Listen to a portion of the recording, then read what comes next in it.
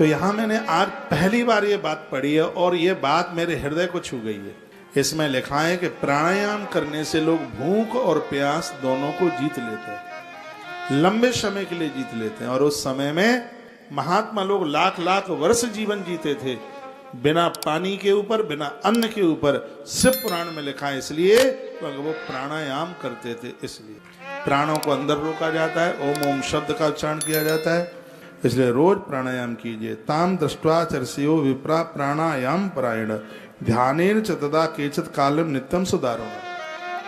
उस समय भूखे प्यासे लोगों ने प्राणायाम करके अपनी भूख प्यास को रोका। खाने के लिए अन्न नहीं था, पीने के लिए पानी नहीं था, क्योंकि वर्षा हुई नहीं थी, पेड़ पौधे सब सूख गए थे, कुछ राई नहीं था। उस समय में ये महापुरुषों ने, महात्माओं ने, जो भी जनता थी, पहले तो सभी प्राणायाम करते थे, चारों वर्णों के लोग प्राणायाम करते थे। प्राणायाम की विधि है,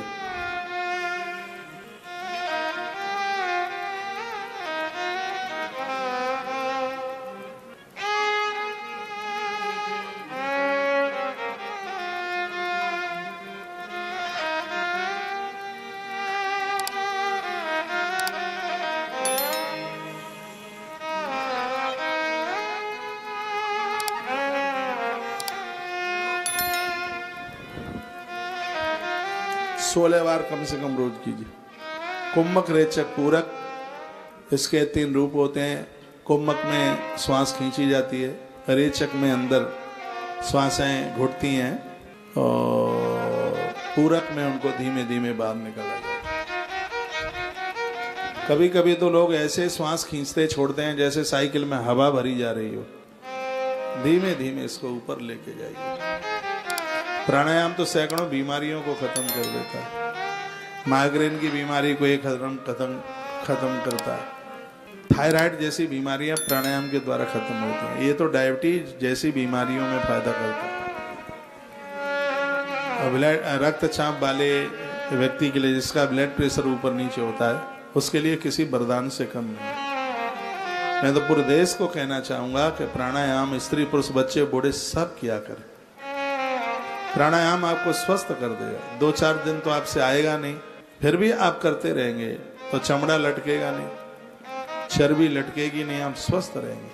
प्राणायाम करने वाले स्त्री पुरुष के चेहरे पर चमक होती है। किया गया पदार्थ पचता है। प्राणायाम करने वाले लोग भूख और प्यास के ऊपर विजय प्राप्त कर लेते हैं। वो बिना रोटियों के रह सकते हैं, जरूरत पड़ जाए तो बिना पानी के भी रह सकते हैं। वर्णन है, ताम दृष्ट्वा चर्षयो विप्रा प्राणायाम परायण। उन ऋषियों ने प्राणायाम के द्वारा ध्यानेन च तदा केचित् कालम नित्यम सुधारुणम। ऋषियों ने प्राणायाम में तत्पर होकर ध्यान पूर्वक उस भयंकर काल को वो बिताने लगे। महर्षि गौतम ने स्वयं भी वरुण देव को प्रसन्न करने के लिए प्राणायाम करके 6 महीने तक उस स्थान पर उत्तम तप किया।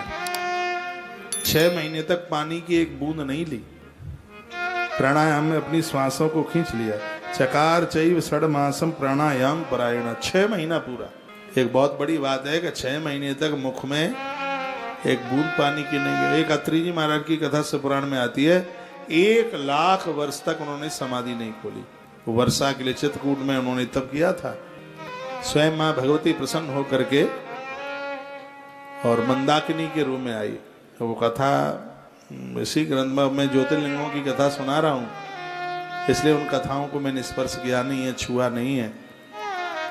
तो उन्होंने प्राणायाम के द्वारा 1 लाख वर्ष तक समाधिस्थ बने।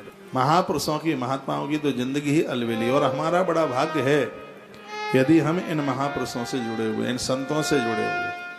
आग लगी आकाश में झर झर झरे अंगार, साधुन हो तो जगत में तो जर जा तो संसार।